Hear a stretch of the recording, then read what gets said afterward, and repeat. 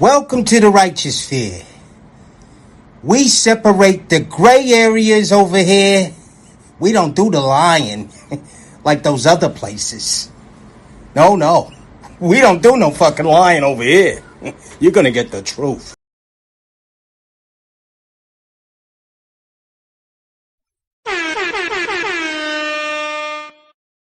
Look.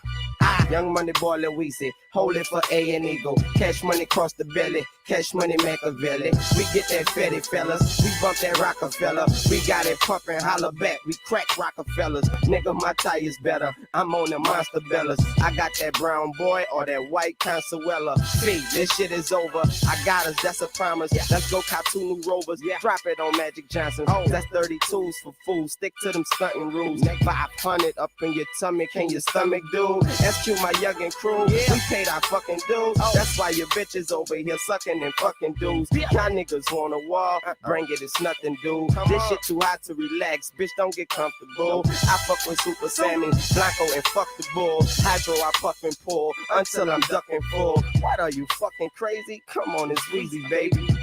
No, for real, bitch, it's Weezy.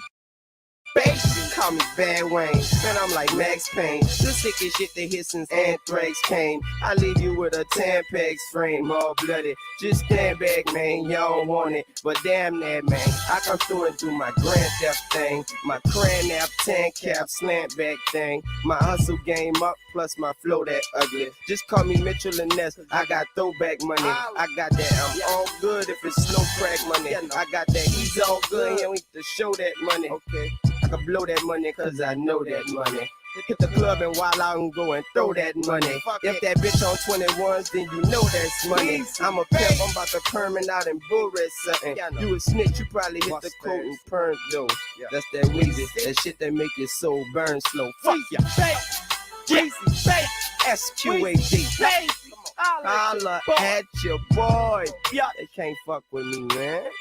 I don't see him fucking with your nigga right here. You know what I'm saying? Call me the throwback youngin'. Bitch, every time you see me, I'm in the 70s, ho.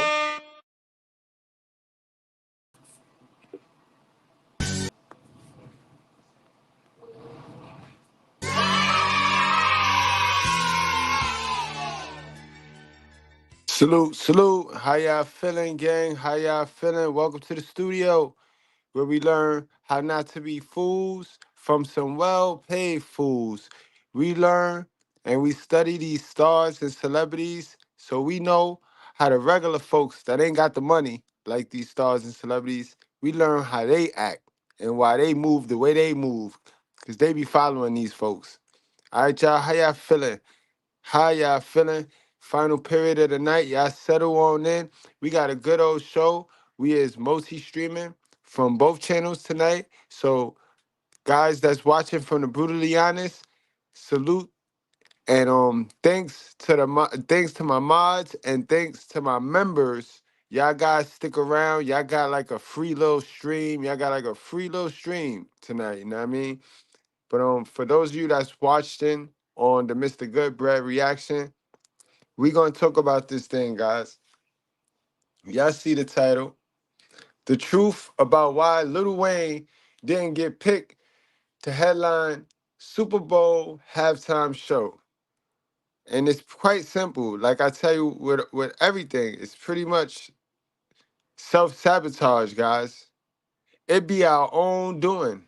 A lot of the things, guys, a lot of the things that we fumble and we slip up or we get it but don't keep it. A lot of that be our own toxic ways and beliefs and patterns and you know what I mean, things of that nature that we don't go see about. And you know, I'm an advocate for going to see about the things in us first.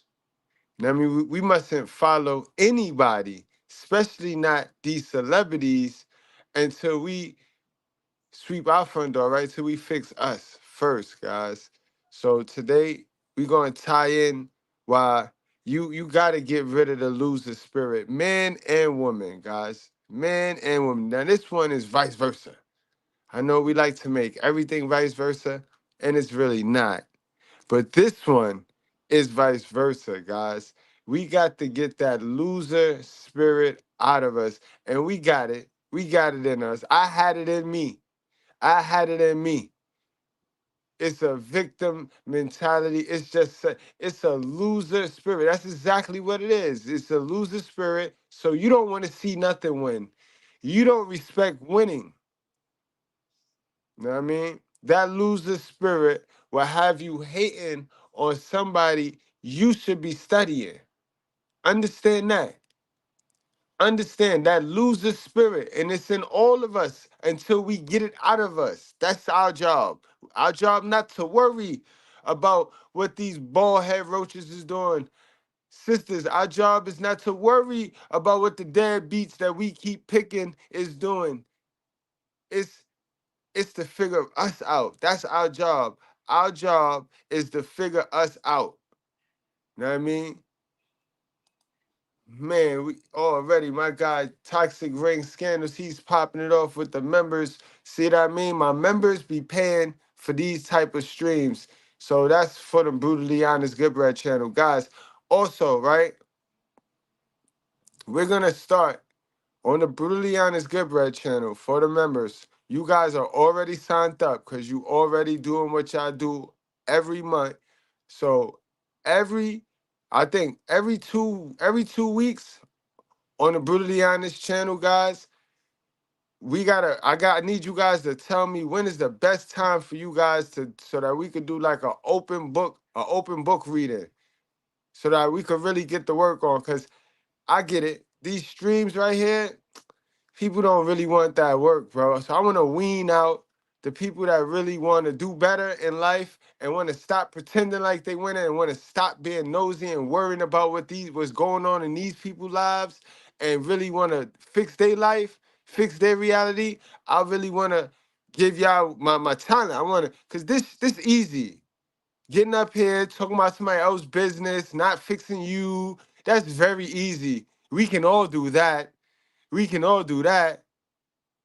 You know what I mean? So I really want to get those of you that really care, that don't mind investing $9.99 in yourself. That's $10 a month in yourself. And I have folks that already do. I want to make sure I take care of y'all. So I want to do that. Every 2 weeks we have a live stream, members only.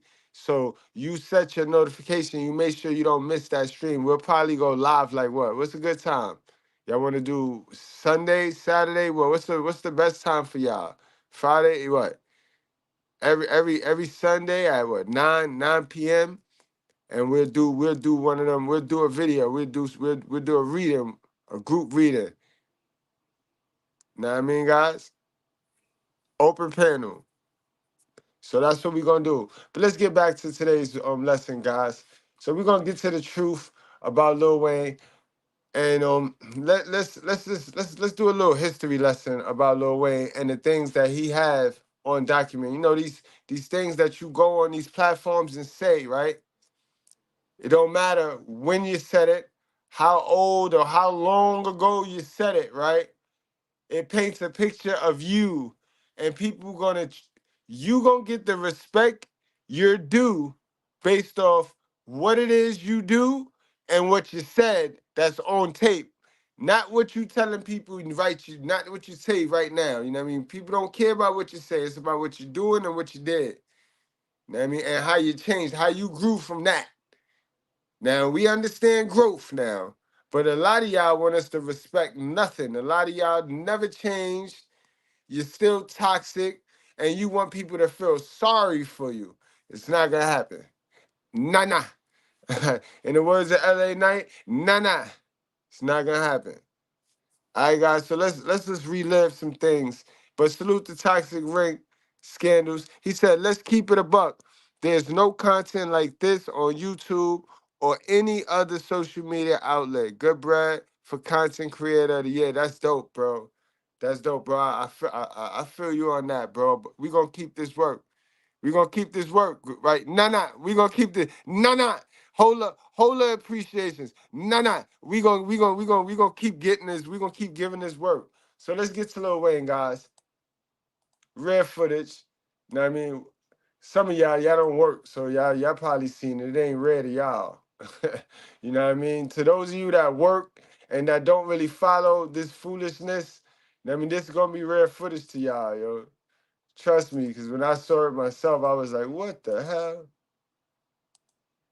Why? I said in my head, I said, why did you do that, boy? But this the real reason why Lil Wayne was not picked. Lil Wayne too rough. He too real. Lil Wayne, one thing about Lil Wayne, you gotta give Lil Wayne credit. He ain't really go with no agenda, bro. He ain't go with none of these agendas, bro. If anything, the only agenda he with the drug agenda. Now let's keep it real, guys, right? We do understand that these characters, these celebrities, they don't do one thing. They don't multitask agendas, right? They got one lane and they is to stay their ass in that lane, right? So if Lil Wayne is in the get y'all junkies, turn y'all into little junkies and little drug heads, little drug addicts, then he not gonna be pushing be a mook. He not gonna be pushing for you to be a mook and for you to wear a dress. That's not his lane. His lane is to get you to be a junkie. So you can end up in jail a whole nother way. So you can destroy your life a whole nother way. That's his lane. Understand that, guys. These guys do not intertwine. So now we all understand what Puffy lane was. You know what I mean?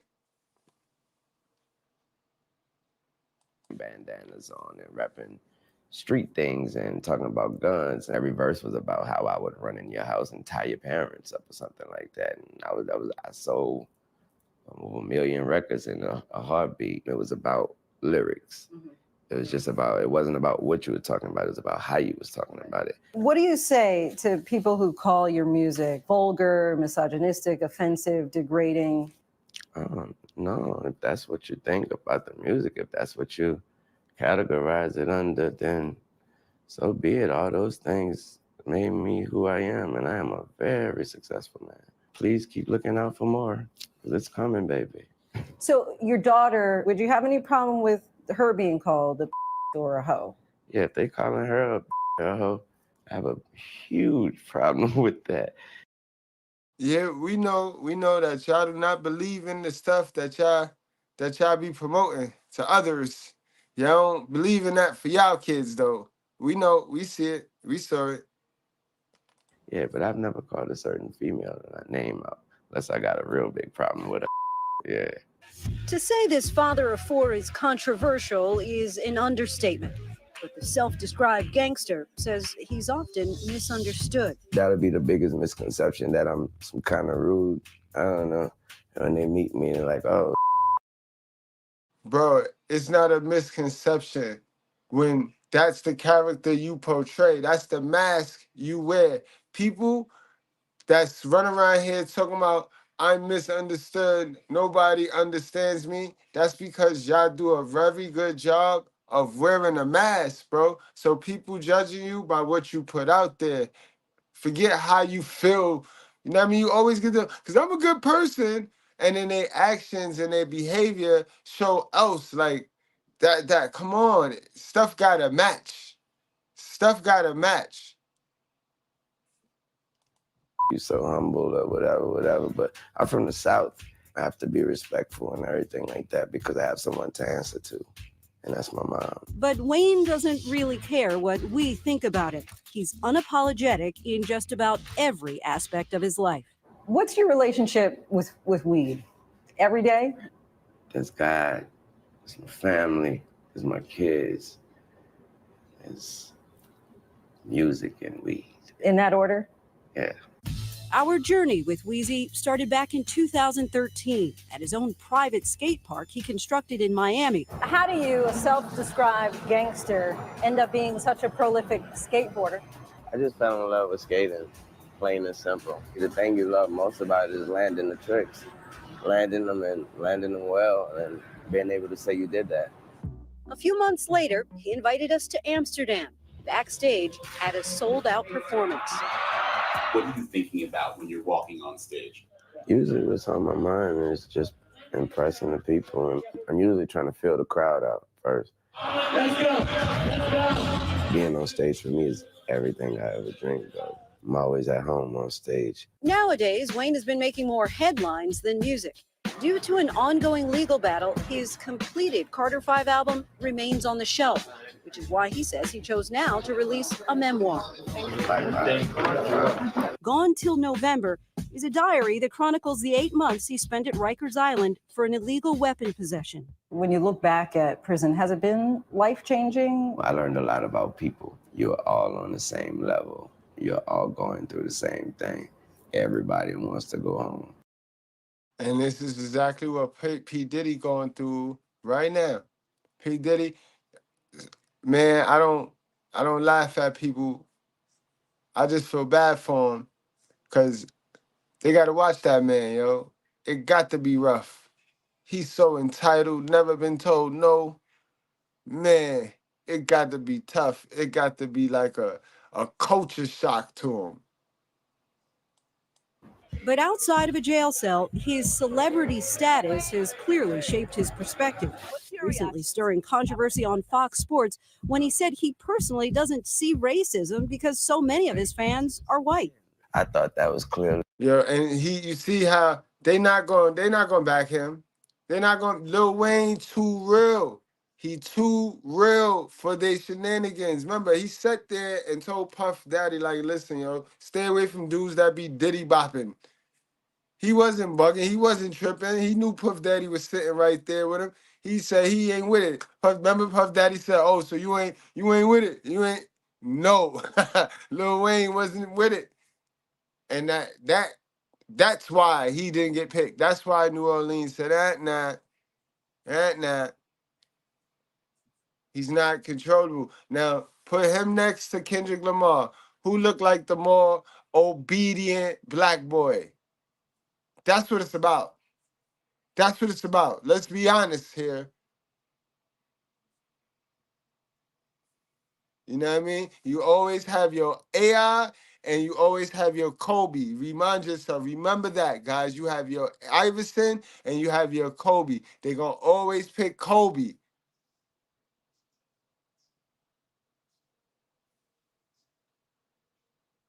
A message that there was no such thing as racism. There was a lot of backlash from people about that. Would you change it, what you said, or you still feel the same way? What's your thought? Now, of course, they want Kendrick because Kendrick out here freeing the slaves. You know, Kendrick keep them high and stupid. You know what I mean? Kendrick keep them, keep your black folks engaged. You know what I mean? Yeah.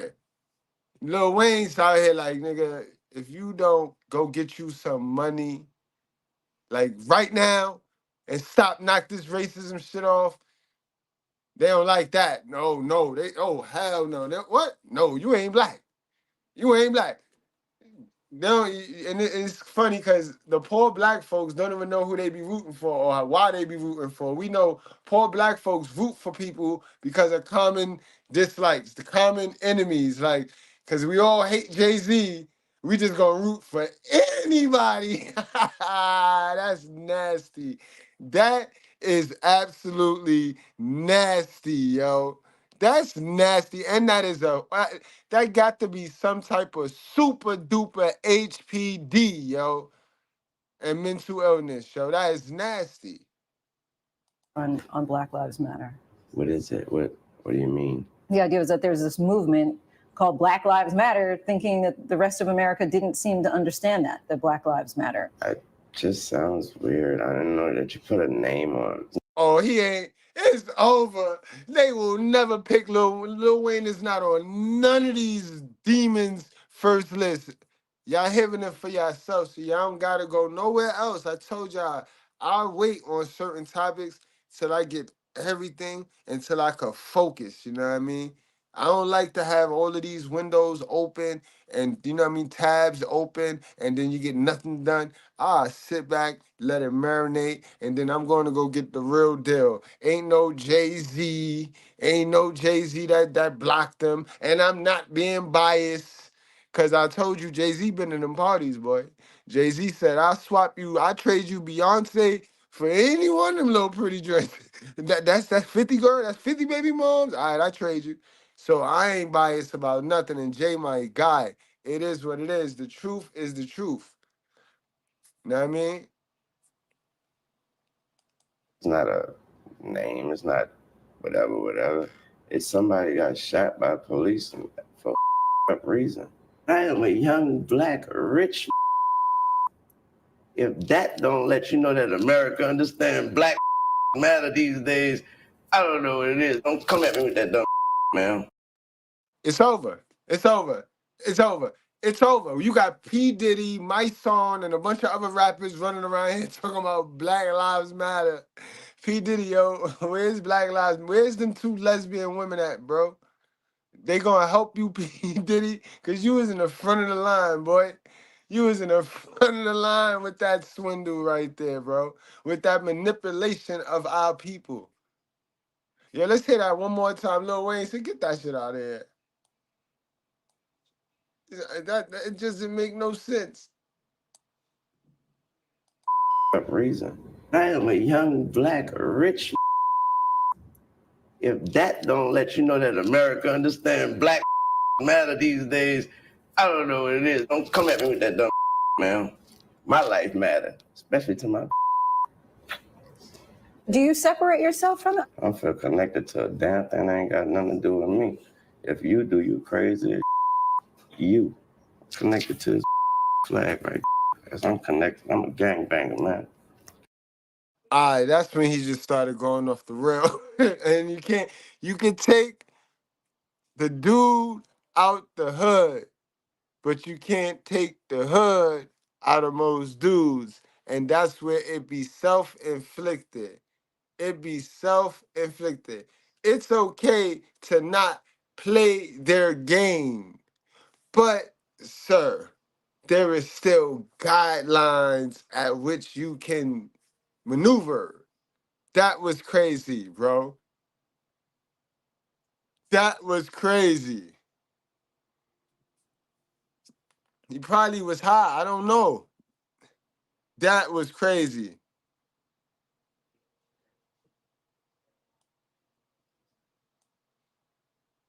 Yeah, and he acknowledged that. You right, Miguel. He acknowledged that. He acknowledged that. That ain't got nothing to do with me. If you do, you crazy as you. Connected to his flag right. As I'm connected, I'm a gangbanger, man. I'm connected. He ended our interview angrily. Lil Wayne is in the business of making music, not apologies. For Nightline, I'm Lindsay Davis in New York. Man. You know what I mean? Man. And there's another interview where he didn't do himself any favors. He didn't do himself any favors. So let's get to that. You got to keep your composure.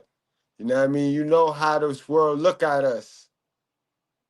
You know what I mean? You know how this world look at us, how this world see us, what they already paint us out as, boy.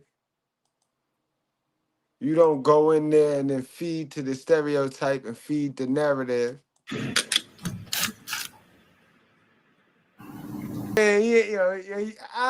Yo, you gotta put a one in the chat for the realness though. This is rare nowadays. You don't get these celebrities that's gonna just be real, gonna say what's on their mind and don't send it through a filter, y'all. Y'all heard him, yo? This is what the people want. They ain't trying to fuck with Lil Wayne. They already know, like, and that's, remember, they'll let you rock on their platform until you start helping the people and not pushing their agenda. You know what I mean? You start helping the people, really waking the people up to some sense, and then they start canceling you. Remember, guys, we was in the wider audience for a hot 2 months. We was in a wider audience until YouTube got wind of the style of content we do over here. Then they threw us out. Then they threw us in the far corner. You know what I mean? Y'all make sure y'all hit that like button. Make sure y'all hit that like button. Put cocaine back in Coca-Cola. Yo, one more time, yo, Wayne is crazy. He is authentic, but he crazy. This boy Wayne is a fool, yo. He is a whole fool. That's not cool. It's gonna lose the integrity. I don't like that one, Lil Wayne. I'm not voting for that one. But that's gonna take the integrity out. See, you from the participation award era too. You from the I rap. You know what I mean? I should get what the person that wrote his own raps get. Like, nah, man. All right, we're gonna hold off on that one. Even playing field, bro. Just be happy you get the opportunity. You know what I mean? Just be happy for the opportunity. Like, She gets nothing. They ain't definitely not. Now you messing with messing with the state's money, boy. They ain't gonna like that way. find that because Isn't sex, rock, and rap or rock and roll? Is that false or true? it's sex. I don't have sex. I don't have time for that shit. I work too much. It's just music, and money for me, literally. I collect antique cars. That's what I do. Yeah. What's your favorite? I'm bidding right now on Frank's. My guys, I can listen to Lil Wayne all day though. Honestly, it's when the other folks start capping for him and stuff. It's when the other folks that got their hand all in the pot start capping for him. That's when I get like, oh man, yo, y'all don't really care about this man. But let's listen to his boss, his father, his daddy. You know what I mean? I don't give a about what other did before me. They didn't plant the seed of the hustle. We Southern, we created this shit. I created this shit. I'm the that made these rich. If he's that confident, I give him a little glimpse. It's crazy. I give him a little glimpse. Check that out. Man. Cut it out. Knock it off. Think about this for a second. Now hold on. Let's take a quick trip real quick, guys. I was trooping on the internet and I stumbled over that video. I stumbled over a little video. I clicked in it, and Steve Stout was talking about how Drake turned down 2 Super Bowls, guys. So me and my logical, critical thinking self, I put 2 and 2 together. Same way people put 2 and 2 together when Kendrick got picked, and they like my 2 and 2 equal Jay-Z hating. My 2 and 2 equal. Why the hell Drake didn't take one of those Super Bowls and put Lil Wayne on? Right? That's I don't know. I will confirm. Drake was offered the Super Bowl twice. Wow. Drake did turn down the Super Bowl twice. And I'm sure if Drake would have said yes, he would have brought Lil Wayne out at some point, right? He probably would have brought out Nicki, which is probably why she's upset, because she's not on stage. But Drake turned it down twice. So there's like this, the NFL, somebody spoke to, no. He turned it down twice, which is fine. He didn't want to do it. But nobody's going to say, damn, why'd you turn it down? You could have got Lil Wayne on. Mm-hmm. Right? Nobody's going to connect that dot. The other thing is that no one seems to think about is why isn't Jay-Z picking himself? Like, he's not even being selfish about it for himself. Why isn't somebody saying, man, you know what? He's actually making a decision based off of what he thinks the best performance is at the right time, music, etc., because he's not even using this moment to satisfy himself. He has catalog. He can rock. Yeah. He's nice. He's not even choosing himself. To me, that should be celebrated, that he's not being selfish and he's helping these artists and giving them what they deserve and not being selfish about it and choosing only, Rock Nation acts or himself. Because if it was just that, I could understand it. But for it to come down like this is just, to me, shit is corny. And it makes the hip-hop community, the black community, it leaves a stain.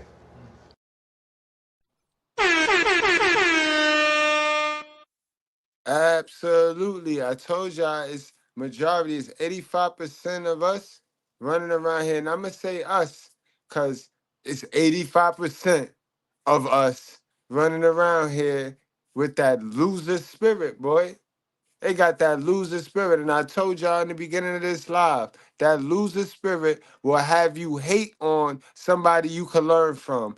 That loser spirit will have you link with somebody temporarily because y'all share common enemies. Whole time you know nothing about the person you link with, and it's just a matter of time before y'all fall out, and then y'all be talking about how y'all hate each other because y'all really don't know each other, and that's just how they moving out here. It's a dog eat dog world, but they got an expression for it. It's called eat the rich. And it's a victim mentality that lies in 85% of our brothers, bro. That's nasty.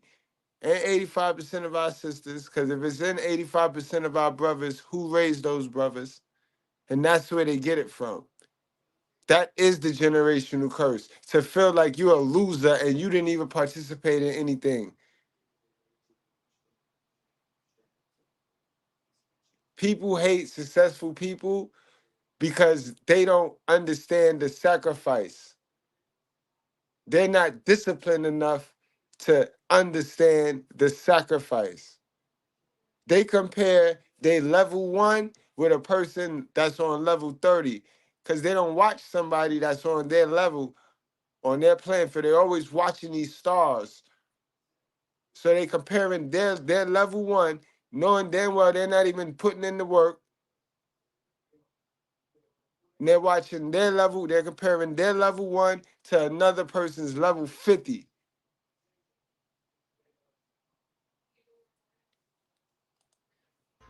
Lil Wayne, headline Super Bowl in New Orleans. How badly do you want to hear those words?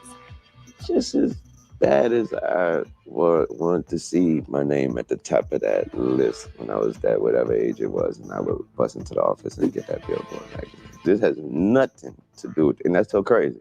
So the drama over Kendrick Lamar headlining the next Super Bowl halftime show is still heating up, and Birdman just took it to another level. He straight up called out Jay-Z and is threatening to expose. Well, how can you call out Jay-Z and not call out your boy Drake for all turning of it Rock down? Nation's shady. How do you not call out Drake? Because he's under you too. How you not call out Drake for turning it down? Twice Lil Wayne could have been on the stage. Twice Nicki Minaj could have been on the stage. Well, maybe once, because then they would have never asked you twice. They'd have just got you once. That'd have been it. Business. But what exactly is Birdman referring to? And does he really stand a chance going head-to-head with Jay and Rock Nation? Let's jump right into this. And I told them the game. And now we control it and we run it. Hip-hop is us. We run hip-hop. Yeah, we run mother down bottom, Southern. Jay-Z versus Birdman and Wayne. All right, y'all. Let's talk about one of the most iconic beefs in hip-hop that went down between Jay-Z, Lil Wayne, and Birdman. For years, it felt like they were always trying to out-rap each other. Whether it was just a friendly competition or something deeper, this rivalry had everybody talking. First off, you already know Jay-Z isn't just known for dropping legendary bars. He's always positioned himself as the king of rap. Then came Lil Wayne, who grew up idolizing Jay, but eventually decided to step into the ring to claim that top spot. Wayne wasn't shy about letting the world know he wanted the crown, especially when Jay-Z hinted at retiring after the Black album. Wayne saw that as his opportunity, going so far as to freestyle over Jay's tracks on the Prefix mixtape in 2004, putting the whole industry on notice that was coming for the throne. By 2005, Wayne dropped his track Best Rapper Alive after his classic Thought Carter 2 album, and everyone started speculating. Was Wayne gunning for Jay's title? It sure seemed like it. Even though he was still giving Jay props publicly, Wayne's confidence was through the roof. Things started getting really interesting when Jay-Z invited Wayne to feature on Destiny's Child's Track Soldier in 2006. That was a major co-sign, but behind the scenes, Jay was also trying to sign Wayne to Def Jam. But Weezy, being loyal to Birdman and Cash Money, passed up the opportunity to stay with his original team and focus on building his own Young Money empire. When you wanted to sign Wayne before Wayne really took over. Yeah. Now, you mentioned Lil Wayne. I know that you guys were this close to signing Wayne. What happened with that deal? the truth is, it's the first time I ever told this truth. You know, after I had a meeting with Wayne, you know, I had a relationship with Baby, so we used to go to New Orleans. I would hang out with him. He had me in the purple little, whatever that car was. You remember them purple little cars? Prowler going down the street, you know, no top. People trying to jump in the car. You know, I called them out of respect, like, yo, I was talking to Wayne, just letting you know. So after that, I think we received a letter at our office for like torturous interference. Whoa. From a lawyer, and I was like, whoa. Is it sports? They do that? It was like, whoa. And it just all went from there. But, you know, I think I would rather lose that situation and do the right thing than the opposite, you know, because I think I could have signed them and then told them after, but, you know, I did the right thing. And Fast forward to 2006, and the vibe between Jay and Wayne shifted again. Jay's album Kingdom Come had everyone buzzing about whether or not Jay was throwing subliminal shots at Wayne, especially with tracks like Trouble, where Jay kept dropping the word Lil. Wayne then responded in a 2006 interview with Complex, basically saying he wasn't feeling Jay's whole savior of rap energy. He let it be known that if Jay thought he was coming back to reclaim the throne, he'd have to go through Weezy first. Wayne even straight up said, "I'm better than you." By 2007, the back and forth continued, with Jay firing more shots at Wayne in T.I.'s Watch What You Say to Me. This was when the rivalry really started bubbling.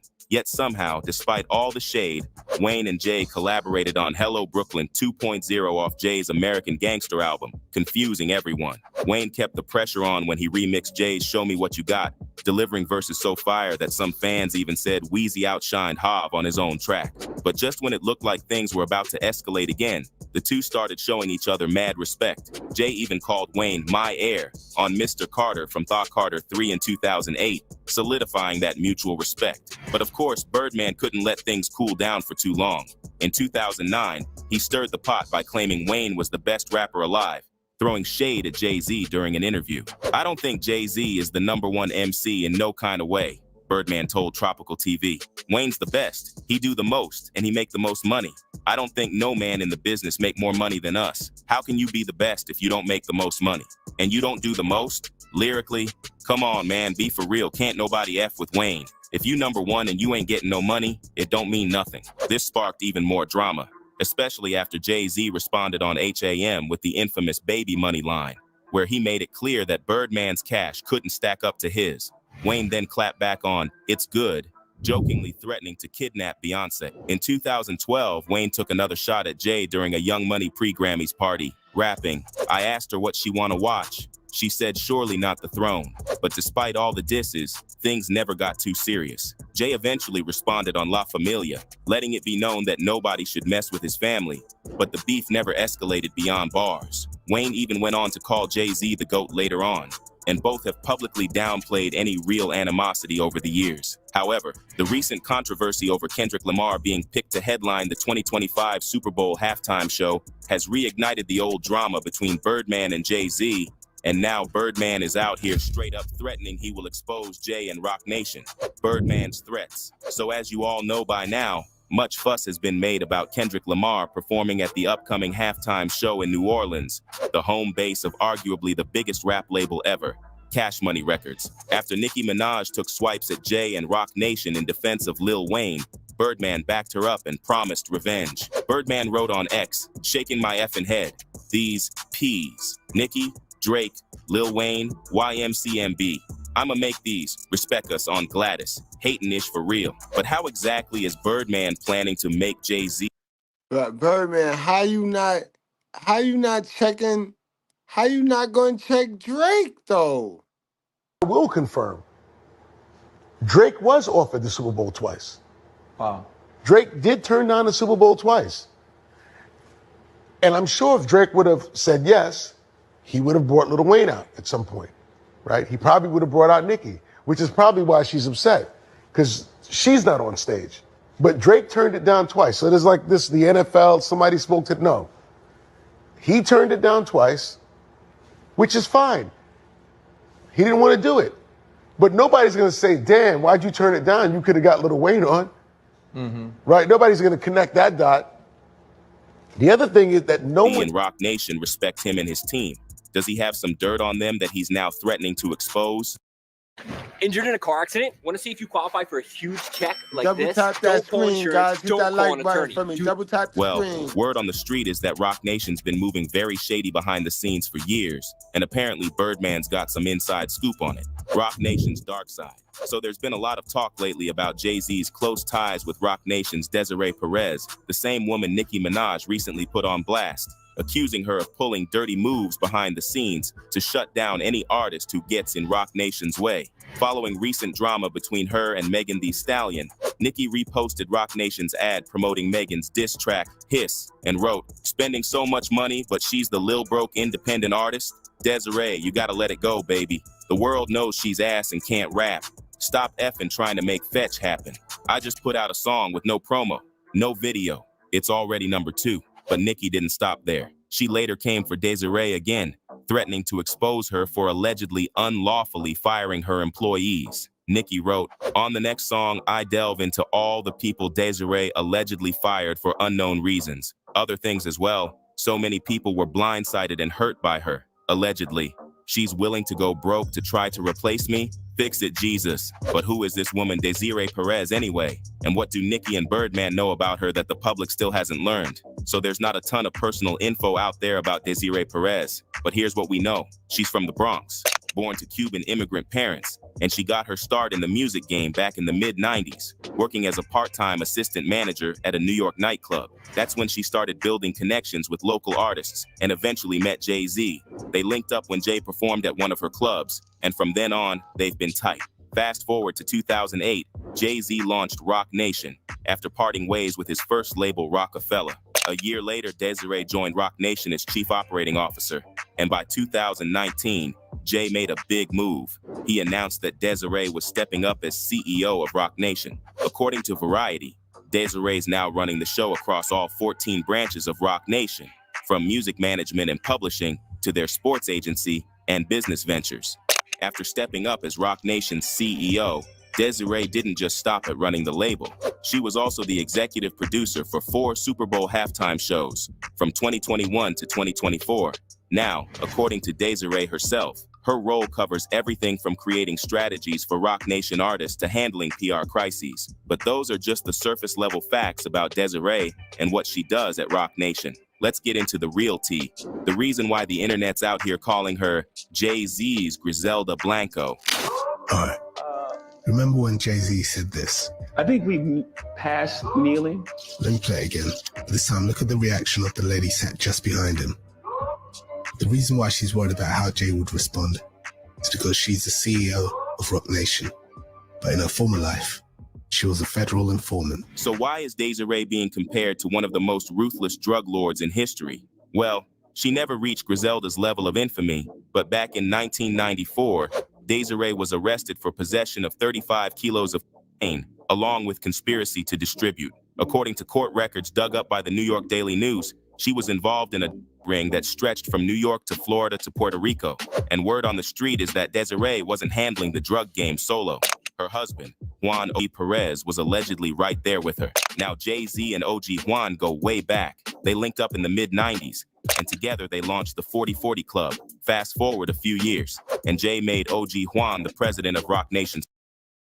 Now, if they get to looking into this boy Jay, now if Jay got any connection to Brother Oil, Brother Baby Oil, the slightest, and I mean the slightest connection other than going to the parties, it's a wrap for this man, bro.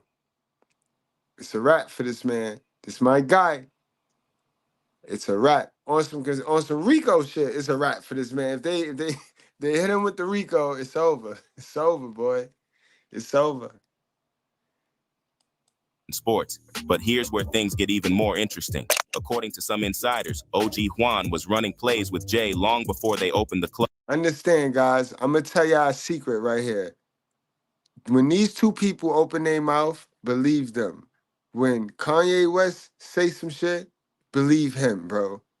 Believe him. And when that girl Jagger Wright say some shit, believe her. Believe her.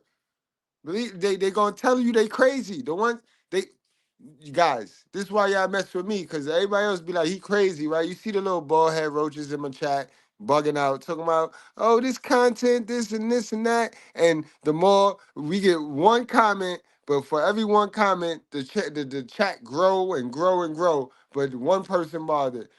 I'm crazy to them. So, you know, the crazy ones be the good folks. So listen to the crazy ones.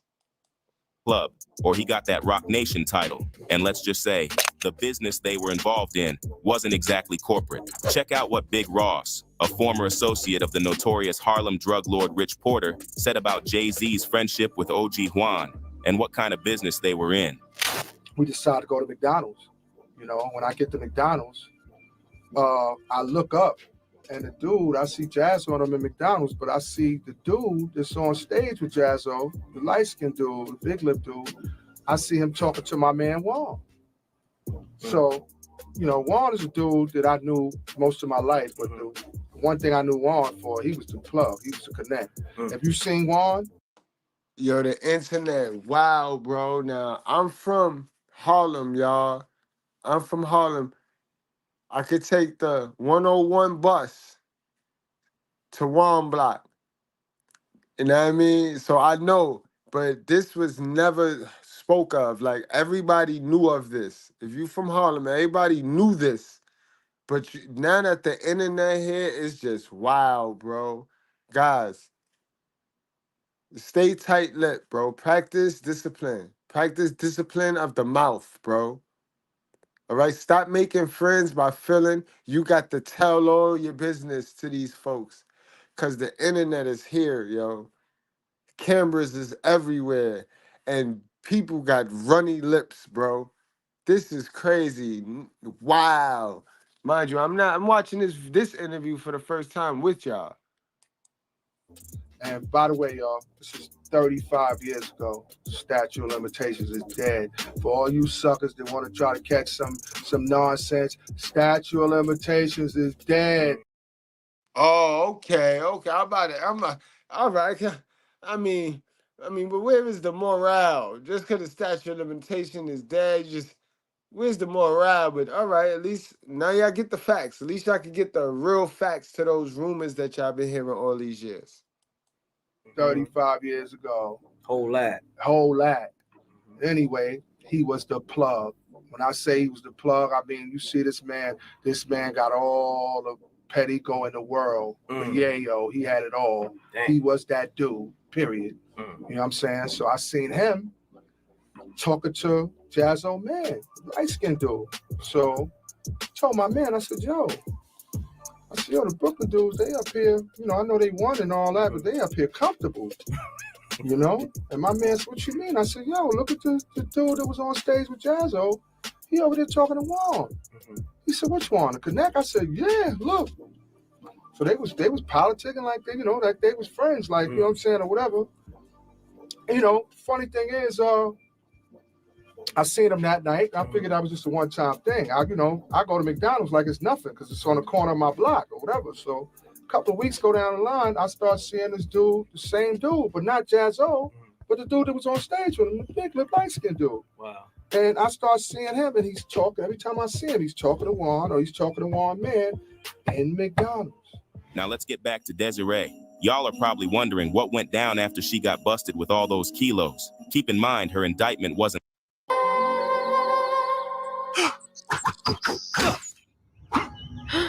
light. She was tied up with the cartel and some serious kingpins.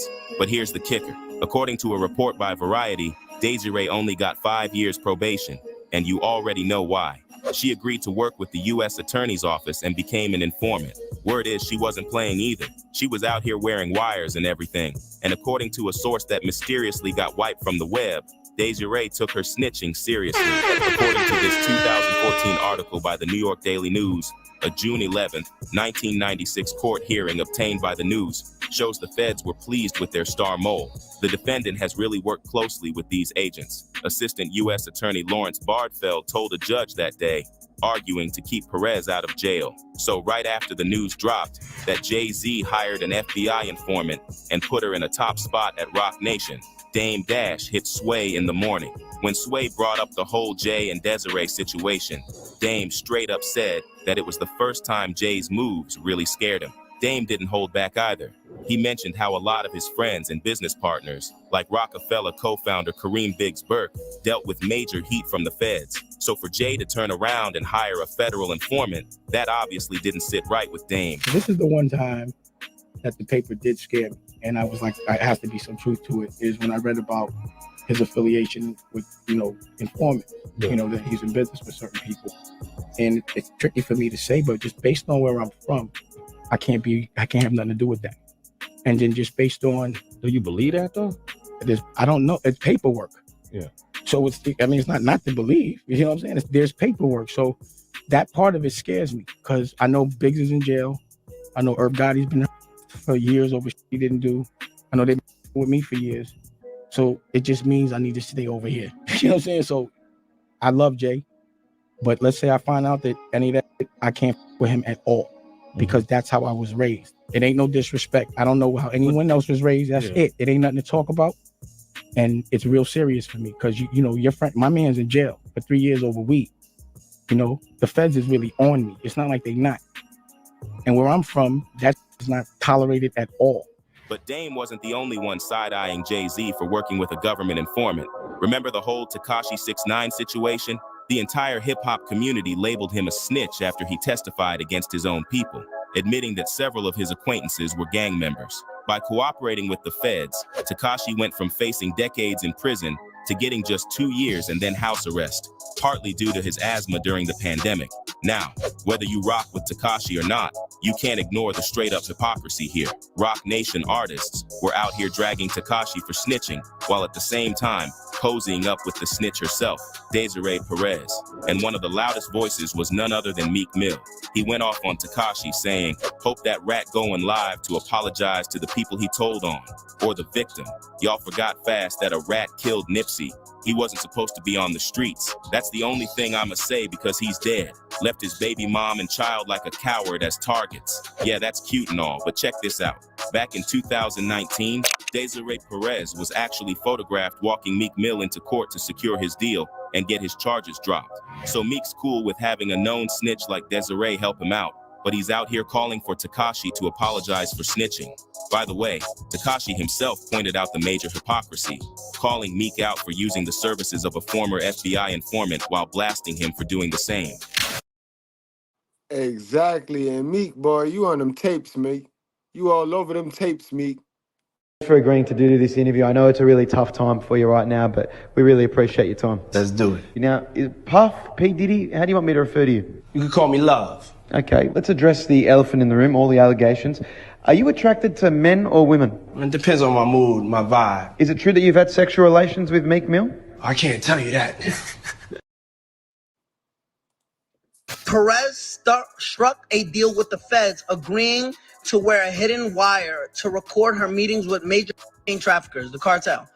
Her undercover informant work won her courtroom praise for federal prosecutors, as does mine, after she helped them break up major dealers in Puerto Rico and Colombia. You see Meek Mill right here with Desiree Perez, right? She's part of his bail with Jay-Z. This part of Rock Nation, right? She's a executive at Rock Nation.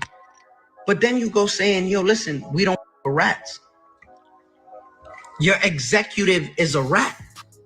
So you pick and choose? Because if you don't want to be around rats completely, you're with a rat right there. She cooperated for the DEA. That was never your tour, homie. Listen, you was put on by Nicki Minaj. And you rolling with rats now. But you know what? Nobody knows. Nobody knows. Nobody is gonna be like, yo, nobody's gonna expose this. You're with a rat every day. You're with a rat every day. You're with a rat. Your prison reform, your bail reform is with a rat. Yo, that's fucked up when a rat could call somebody a rat but be correct. It's just a rat's world, boy. They said doggy dog. This ain't no doggy dog. My ass. 85% of them is rats. This is a rat eat rat society, yo. Nasty work. Oh no, she wasn't street. She was selling kilos of cocaine. You don't want nobody to know? It's right here. Let me show you. Desiree Perez and Meek Mill. Desiree and Perez and Meek Mill walking out the courtroom. Desiree Perez and Jay-Z, right? Now fast forward a few months after Tekashi called Meek out for working with Desiree, and news drops that Desiree was one of 143 people who got either pardoned or had their sentences commuted by none other than Donald Trump right before he dipped out of office. Desiree issued a statement on her pardon at the time saying, "I'm grateful to have received a pardon and to have formally closed that chapter of my life in the eyes of the law. I have taken full accountability for my mistakes from 25 years ago, but I also take tremendous pride in my personal growth, perseverance, and accomplishments since then. This pardon reinforces my lifelong commitment to advocate for criminal justice reform and social justice initiatives." Here's where it gets even messier. According to Variety, Desiree probably... That girl, Desiree, is a demon, boy. Desiree. Probably secured that pardon thanks to lawyer and CNN correspondent Van Jones, who just so happens to be represented by Roc Nation Management. Van Jones locked in that deal with Roc Nation back in 2017, which is why Jay-Z handpicked him to do that infamous interview where he finally admitted he cheated on Beyonce. You know, the one where Jay praised Bey for being strong, for sticking with a cheater. You know, that's a level of strength really on both sides. I mean, if the shoe had been on the other foot, you know, if the transgressions had been on her side, do you think you would be able to be as forgiving of her as she was of you? I hope. Again, because I love her the same way. No matter what side, I love her the same way. I pray that I will, because her strength and her, man, is the strongest woman I know. Anyway, after Desiree got that pardon from Trump, her snitching past came back to bite her, and a bunch of industry folks started calling out both Meek Mill and Jay-Z. They pointed out how ironic it is that this all went down while they were out here fighting for prison reform. Now, Meek stayed quiet about the whole thing, which was expected, because of course they made sure he wasn't allowed to comment on his boss's informant past. But other industry voices didn't hold back. One of them was Tory Lanez's dad, who went off on Jay-Z and Roc Nation after Tory got hit with a 10-year sentence for shooting Megan Thee Stallion. Right outside the courthouse, Tory's dad blasted Desiree, straight up calling her a snitch and suggesting Roc Nation had a hand in Tory's downfall. I just stood here in this Los Angeles County and witnessed the worst miscarriage of justice that this world has ever seen. You want to know how I feel? I'll tell you exactly how I feel. I got some names that I want to call. Alex Spiro, Desiree Perez, and the whole wicked system of Roc Nation, including you, Jay-Z. Yes. You who say you rose from the gutter, but you have traded and bartered the souls of young men, and you're still doing it. Amen. Now, mark my words, yo. This video, that man video right there, Tory Lane dad, that's gonna go back to come viral. You see how everybody's going back for them old videos of Diddy? That one right there is the powerful one. That one right there is as powerful as them Sean replays. Them Sean Poe resurfaces. Whew. Damn, Jay. Hope God with him. Desiree might have officially cleaned up her record, but let's be real, nobody's forgetting how she made it to the top. And word on the street is that Nicki Minaj and Birdman are gearing up to spill all the tea on Desiree and Jay-Z's shady moves behind the scenes. But here's the thing, fans are saying Birdman might not be the best one to speak on it, considering he's got plenty of skeletons in his own closet. Plus, it's kind of funny he's trying to defend Lil Wayne now, when we all remember how he left Wayne high and dry with the IRS drama. Ironically, it was Jay-Z who helped Wayne cover that $14 million tax debt. Now, fans are saying that even if these rumors about Desiree and Roc Nation's dirty dealings are true, Birdman doesn't really stand a chance going up against Jay-Z. One fan said, "Getting at Jay-Z is like getting at the president. Good luck with that, Birdman." And someone else added, "The funny thing is Birdman is from New Orleans, but he won't be able to do ish. Jay-Z's word is final." So what do y'all think about Birdman threatening Jay? You think Birdman's just bitter because Jay's got more pull in the industry? Let me know in the comments and stick around for this next video. If you've been getting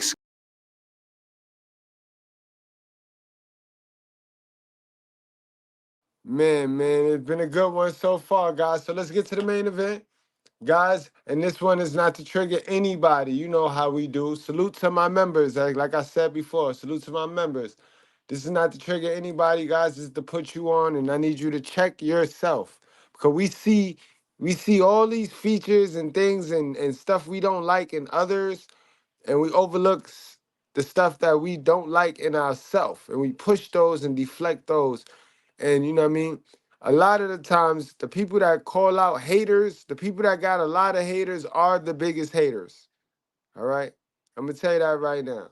People that is on a purpose and working and is about something, you can't even really see your haters until you take a little break. That's when you notice all your haters.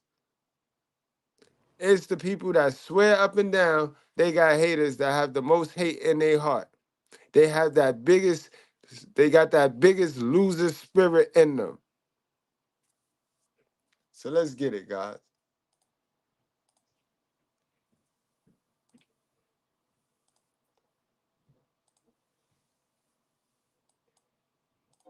"15 things you should know about your haters." As you know, success and haters go hand in hand. In fact, a good indicator that you're on the correct path and that you're doing something right are the haters. We don't know a single person who has achieved massive success without pissing off a bunch of people. Go ahead, try to name one.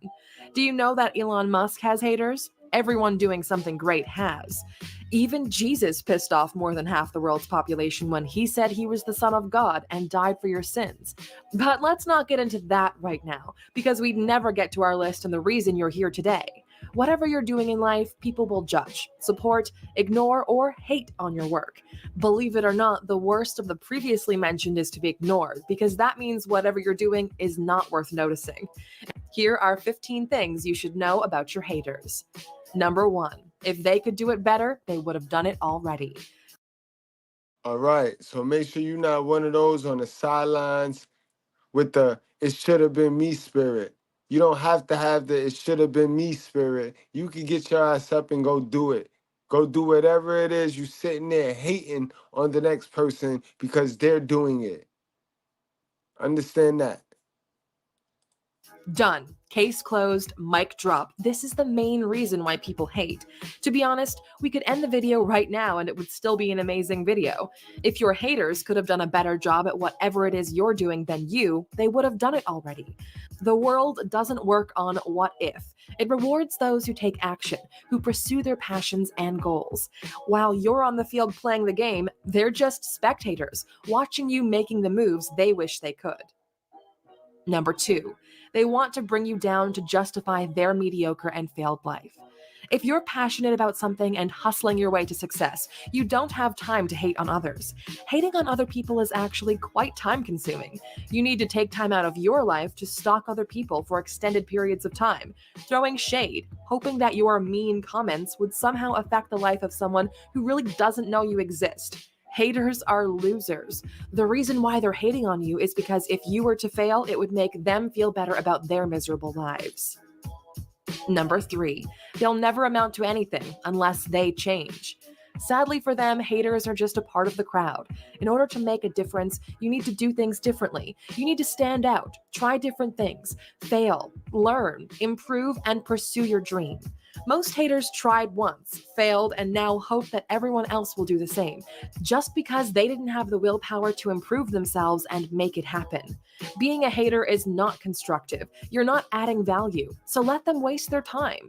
We all have 24 hours in the day. The difference between success and failure is mostly how you make use of them. While you work to improve your chances of success, haters simply throw them away. Number 4. Exactly. It comes down to what I told y'all earlier, the sacrifice. It's that sacrifice that the hater is not willing to make because of the lack of discipline and the need to be impatient. That instant gratification is killing you. 4. They have a limited mindset. For some reason, haters believe there's only a limited amount of success out there. By that logic, if you get your share, you're probably taking it away from them or someone else they believe is more worthy than you. Let's get something out of the way and let me add something to that limited mindset. The limited mindset is also tied to a fixed mindset. And in psychology, you learn about the growth mindset and then you study the fixed mindset. And all it is the fixed mindset is stuck on the beliefs that his mama, his grandmama, his parent raised them off of. Regardless if the beliefs is a lie or if it's a fact, they're gonna run with it, they're gonna make choices and decisions off of it, and they're gonna deal with them same consequences that they mama and whoever it is that gave them that information. So a limited mindset, which is a fixed mindset, they ain't got no room for growth. They're not trying to read. Remember, you can educate your way out of any situation. So that means if your mama raised you to be run into walls head first, right? You're gonna run into walls head first until you go get some information to teach you how to climb over the wall. You see how that works? It's not magically gonna fall from the sky and land in your lap. It's not. And we can't blame our mother. We shouldn't blame our mother because it's our responsibility, guys. We get to a point where it's our responsibility to go get that new information and figure out how not to run right into the damn wall. And I want you to really pay close attention because this could change the way you look at life. And that is, there isn't just one pie. There are multiple pies for every single industry, and those pies are magic. They're always, always growing. So if you take a small slice out of it, there's always more pie created for those who want to come and get it. I'll give you a couple of seconds to think about that, and if you still don't understand it, this video is probably not for you. Number 5. They're not happy. Happy people don't hate on other people's happiness. They just don't. Why would they? Hate only. Exactly. And you guys, I'll tell you another secret, another gem. These be the folks that they first thing is, you mad, you mad. Nah, in actuality, it's a reverse psychology trick that they try to use. They're deflecting how they feel. Their inner is mad at whatever it is, and they're gonna push it on you because they're just not happy. And believe it or not, 60% of the people in this world, not even in the black community, 60% of this people in the world live week to week and are not happy with who they are. Only comes from a dark place within oneself. Once you realize this, you kind of feel sorry for your haters. They're not happy, and for some reason, instead of doing something about it, they hope that if you were to also lose your happiness, that would somehow normalize their own situation and they would feel differently. The thing is, happiness is a choice. You are not entitled to happiness. The world doesn't owe you happiness. You gotta create it for yourself. Otherwise, you could live your entire life in chaos waiting for some magical force to give it to you. And I'll tell you another gem, since we rocking, right? Y'all rocking with me. Those that want to stay stupid, they done fell off. You know what I mean? Half of us fell off. You know what I mean? So another gem, guys. Hold on, let me play this part back. Let me play this part right back. Because you create happiness, right? You create happiness by doing things for other people. Stop trying to harder everything for yourself. Stop trying to do things for yourself. Y'all go out there and y'all go into consumerism debt, buying you stuff, and it is no return on your investment.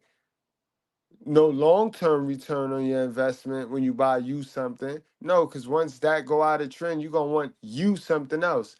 Do something for somebody else. Do something for somebody else. Give somebody else something, and then when you down and walk right past that person you gave something to and see how happy you become. Because that's long-term happiness, guys. What you do for others is how you generate and create long-term happiness. You could live your entire life in chaos waiting for some magical force to give it to you. Number 6. They're scared of change. They're scared of the inevitable. Change happens all the time, no matter if you like it or not. And that's a fact. We talked about this earlier when I broke down how a lot of our modern women and some beta males who've been bit by a single mother, being raised by a single mother. If you raised by a single mother, know you are snake bitten, man or woman. And a lot of us, we care so much and we focus on the snake that bit us, and we never go get the venom up out of us so that we can go on and live. Message, because we scared of change. Change is uncomfortable, just like truth. You see, the medicine don't taste good. The medicine do not taste good. But when you sick, you got to go get healed. What you need to remember is that those who are too scared to change usually get left behind. The future belongs to those who are the quickest to adapt. Haters are scared of trying new things. They're so scared of failure that it bothers them that you aren't as scared as they are. With QuickBooks Solopreneur, you'll gain confidence in your books. And it's on sale for... Number 7, they're filled with envy. You know what they say, those who can't envy those who can. One of the differences between the successful and the unsuccessful is what they feel when they look at someone achieving success. Those on the road to success will look at someone who already has achieved it and be inspired, be motivated, and even get more passionate about making it. On the other hand, when a hater sees someone doing well, they don't feel inspired. They feel a different feeling. They feel envious. The problem is, out of the two, only the first one actually improves your current situation. And I tell y'all this, gang, all of the time. When it come to me, all right, let me be the first one to tell you guys. Don't compete with me. Don't silent compete with me. I'm not your competition, guys. I'm really not. I'm here to help you. I'm your brother. I'm not your friend. You ain't got to compete with me. I already won my race, guys. I won my race. I found my virtuous woman. I'm the king of my household. I'm the king. I run shit here. I run shit. All things stop here. You know what I mean? So I'm not competing with y'all in the status game and all of that. I got bread. I got my own company. You know what I mean? So I'm not competing with my brothers. None of y'all. Like, you could be smarter than me all you want, but I could relate to the people. You know what I mean? So if you could be as smart as you want, you could be smarter than me. That's not what I'm trying to do here. Remember? But you're not gonna be realer than me. You're not. You're not. And that's what it's about. So let's team up, let's tribe up, let's get rid of that loser spirit, and either you're gonna learn from Mr. Goodbread or just leave me alone. Leave me alone. You know what I mean? Straight up and down. Number 8, they'll justify your success as luck instead of hard work. When they can't understand it, they'll say you got lucky, that you had connections. They'll say anything in order to justify themselves why you got it, but don't really deserve it. This is probably the most common way people hate on each other. It's easy, and it takes out of the equation the possibility that someone has simply worked their asses off in order to get where they are. It is way too hard to comprehend how someone who's got the same hours in a day as you, with the same 2 eyes, 2 hands, and 2 legs, could achieve something that you yourself could not. They're gonna say you got lucky, but the thing is, the harder you work, the luckier you get. That's a fact, yo. And I'll tell you another way to put that. Luck finds the hardest working people. So if you're not lucky, you're not working hard enough. Bingo. Bingo. Because they will do that. And these are the folks that's scared of change. And now they're intimidated by your growth. They don't want you to grow. Remember, that's that quote that people want you to win, not more than them. That shit dead true, bro. A lot of the stuff they throw around here be bullshit. But that one, bro, believe that one. Believe that one. Now I don't know about that moving in silence bull crap, but that one, believe that one. Yes. Number 9, they don't really know you. Despite them knowing about you and having strong opinions, they probably have never met you. They don't know your story. They don't know about the sleepless nights, the worries, the sacrifices, the failures you've had, and how hard it was to get where you are today. Haters are sophisticated creatures. Do not underestimate them. Somehow they manage to pick only the negative things about you, just so it fits with their own self-constructed image about what you're like. Truth be told, if you were to meet one-on-one with all of your haters, more than half of them would leave inspired and supportive. Truth be told, Alux, listen to me close. IDAGF. And that's from the bottom of my soul. I wouldn't give a who. And that's a fact. And you know, I'm a lot of people be like, I don't give, and they care. But I don't. Number 10, they secretly want to be you. They hate us because they ain't us. That was a great line. Be honest. How many of your haters would love to be in your shoes? Answer, most of them. In the words of our alux.com founder, I've never seen a hater doing better than me. We tend to agree. People want what you have. The life, the success, the relationships, your happiness. That's the reason why they're hating at its core, because you have something they don't and would love to have. They would love to be in your shoes, and as long as you remember that, their words won't touch you. Number Sisters with sense, y'all chill around these women that y'all find entertaining and amusing because they're the women in your environment. And that go for them. They do not mean well for you, man. I'm gonna let them tell they don't mean well for you, man. Just keep being a dummy. All them toxic traits and behaviors that's in them will eventually be in you, and you won't even know it. You'll think it's normal. Bad morals is caused from keeping bad company around you. You are the sum of the 5 friends you hang around the most. So if you hang around 4 thoughts, ma'am, don't try to convince us you're virtuous. Nana. In the words of LA Knight, nana. Sit down. Number 11, they never invest in improving themselves. These people never take the time to learn the rules of the game, and they even have the nerve to get mad when you're winning. What do they expect? Free handouts? It took you a really long time to get where you are, and we both know it wasn't easy. In order to grow, you need to take one step at a time. Invest time, effort, and even money into improving yourself. Do it for extended periods of time, and results will come. Haters compare their level 1 situation with your level 30 outcome. Shut up. Put in the work and join us at the top. It's a lot less crowded than at the bottom. Yo, now I was watching Coach Greg Adams, and he had like a meat formula, money. He was telling you to guard your meat, and I like the way he said that. That was cool, but the real psychology to that whole thing is not even about guarding anything. It's about actually investing. You know what I mean? And that's the problem with black folks. Black folks always want to guard something, right? We always want to save and hold on to something, knowing damn well we're gonna penny pinch and we're gonna penny pinch until there's nothing there, instead of just investing and growing money instead of holding on. So, you know what I mean? I found that it was dope. Meat, money, you know what I mean? Energy, what's that? Attention and time. But you want to invest your money in that. That's investing. You want to invest that. Number 12, they probably stalk all of your profiles. These people are crazy. How can you spend so much time stalking someone's profiles, looking at his or her life, and still hating? It boggles our mind the amount of time haters put into inspecting every single pic. But that be that HPD, that histrionic personality disorder that be in these folks.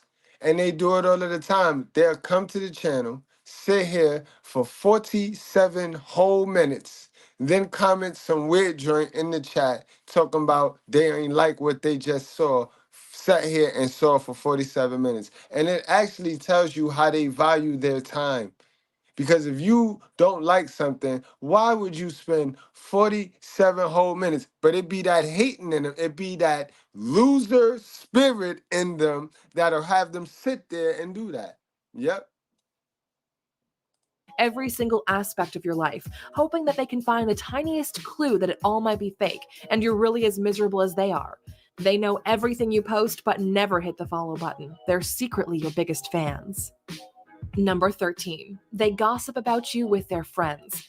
It's always the haters who will bring up your name or what you're doing in a conversation with their friends. That's why you should thank your haters. They're working hard on your behalf to spread awareness about you. While some might see you the same way the hater does, others might turn out to be supporters. Believe it or not, the most efficient way to grow is to garner some haters. Number 14, they're only going to fuel your ambitions. Proving your haters. And that's a fact, yo. Haters is free promotion, bro. Haters is free promotion. Every now and then, my name just be jinking in the algorithms because who is Mr.Goodbread? Who the hell he think he is? And then they go searching and typing me up and try to look for my mother and try to look for Mrs. Goodbread and try to look for my kids and my name just be jinking. I just be cha-ching, cha-ching, cha-ching, cha-ching. You know when you in the algorithm, boy. They be trying to do their research and shit. Like, who is Gus? Who is Gus? What's his real name? Keep looking. Wrong can be one of the most valuable motivations. Early on, there probably would have been people who doubted you or thought that you would fail. Sometimes, as much as it hurts, these people might even be members of your own family. Use that as fuel for your ambitions. When you want to quit, remember that if you do, they win, and that's not what we do. Every time you see someone doubting you or hating on your progress, smile and keep moving forward. Haters are the motors of growth. No matter how you feel about them, the Kardashians worked this. Hashtag that. Haters are the motors of growth. That is powerful. Hashtag that. Haters are the motors of growth. Model perfectly. They sparked outrage. They started getting haters, then converted some of those haters into fans. And now they're cashing in massively. Number 15. Haters gonna hate. The last thing we want you to remember from this video is that no matter what you do, you'll never make everyone happy. Trying to please everybody is just setting yourself up for failure. We don't really want to do this, but Taylor Swift is right. Players gonna play and haters gonna hate. Some people you can't win over, and if they don't see the value, those are the people you don't want on your team. And that's a fizzle, guys. That's a fact, guys. So I think that was an excellent tie-in. You know what I mean? It's always a divide of minds. It's always a divide. You're going to always have Cain and you're going to have Abel. Understand, Abel had the fixed mindset. Abel had the victim mentality. Abel going to roam around here and swear he know everything, but he ain't know nothing. And God ain't helping him. Nobody helping him. So he don't know shit. And then you're going to have your Abels. Your guys, they not perfect, but they willing to sacrifice to get their new blessing. They not content with just faking and living in poverty. You know what I mean? You're gonna have that war. That war gonna be there. And that's like that with the sisters and the brothers, y'all. You got your Eve and you got your Lilith. Understand that. You know what I mean? So guys, yo, we reached the end of the live. I appreciate everybody for coming out. Know what I mean?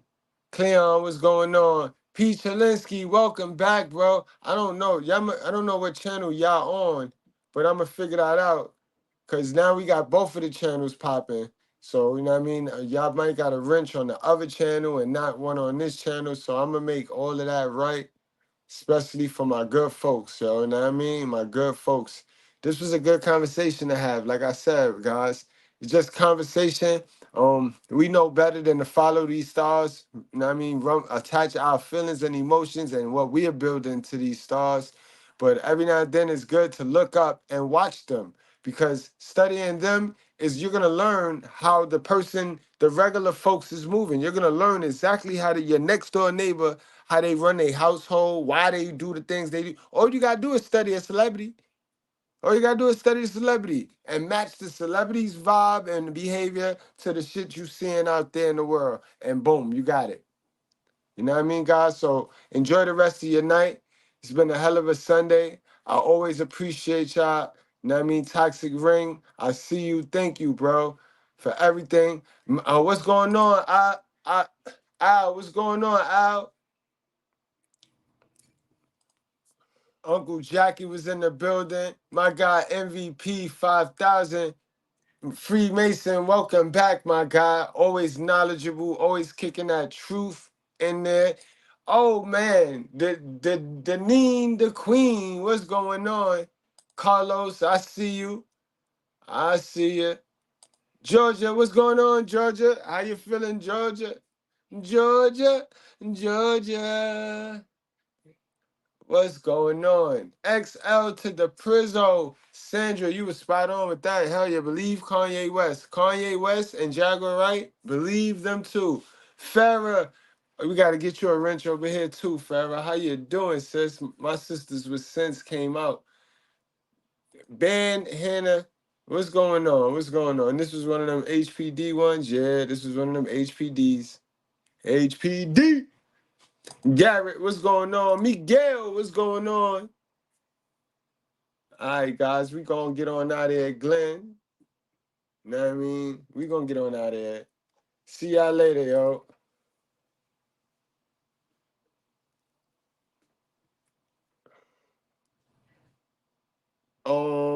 I don't got your Insta. But yeah, I don't. Damn. But we gonna link, bro. We gonna link. You know, I'll be back tomorrow. I see you tomorrow. We'll swap infos tomorrow, guys. Y'all be great, yo. Y'all be great. Not good. Y'all be great, y'all. Cause that's what I see for y'all. Greatness, bro. We good breads. You know what I mean? All bread ain't good bread. But we good breads. Let's get it. Outcome is going to be if you hanging around millionaires every day. Now, what you think the outcome is going to be? You hanging around criminals, you hanging around low-level people. And nothing against drug dealers and criminals, because these are some of my friends. If people calling me every day about new scams and new jugs and shit like that, then that's going to be my universe. That's going to be what's in my mind all the time. I don't want to hear that shit no more. I want to hear about legit shit. I want to hear about 7 figures, the legit way, how you got it out the mud. I'm switching my circle up, not changing my friends. I'm just switching the circle that I'm surrounded by. So I don't want to hear that low energy shit. I want to hear high energy, high level, high minded shit. What do you say to people that say you turned your back on the culture or exactly 100%? I have turned my back on the idea of victimization mentality. We are locked up. We went from 1 and 4. We went from 1 and 4 to 1 and 3, but we always pointing at the white people, but yet we want to spend all of our money on foreigns. We want to spend all our money on luxury as opposed to going and buying some land. America is for sale, and there's a lot of barren land. Disney bought a lot of it in Florida, but the culture has you focused so much on fucking somebody bitch and pulling up in a foreign and rapping about things that could get you locked up and then saying you about prison reform. Like, it's, bro, we brainwashed out here, bro.